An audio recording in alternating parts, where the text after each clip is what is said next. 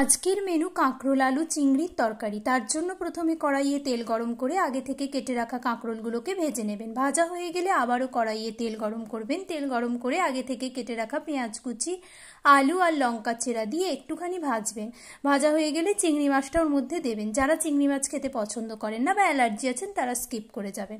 একটুখানি নাড়াচাড়া করে নিয়ে ওর মধ্যে একে একে লঙ্কার গুঁড়ো, হলুদ গুঁড়ো, জিরে, ধনে, নুন দিয়ে ভালো করে কষিয়ে নেবেন।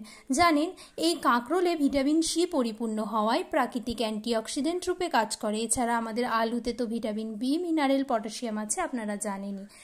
কষানো হলে যখন তেলটা একটু শুকিয়ে যাবে ওর মধ্যে একটু জল দিয়ে দেবেন। জল দিয়ে আবার আগে থেকে ভেজে রাখা যে কাঁকরোলটা ছিল ওটা ওর মধ্যে দিয়ে দেবেন। দিয়ে একটু নাড়াচাড়া করে জল দিয়ে দেবেন। জলটা শুকিয়ে যাবে যখন, জলটা শুকিয়ে গেলে আবারও জল দেবেন। জল দিয়ে একটুখানি ঢাকা দিয়ে 5 থেকে 7 মিনিট মতো ফোটাবেন। ফোটানো হয়ে গেলেই ব্যাস তৈরি হয়ে গেল কাঁকরোল আলুর তরকারি। যদি ভিডিওটা ভালো লেগে থাকে একটা লাইক, কমেন্ট, সাবস্ক্রাইব অবশ্যই করবেন। আর আপনারা বাড়িতে বানাবেন, যদি ভালো হয় অবশ্যই কমেন্টের সাহায্যে জানাবেন আমাকে।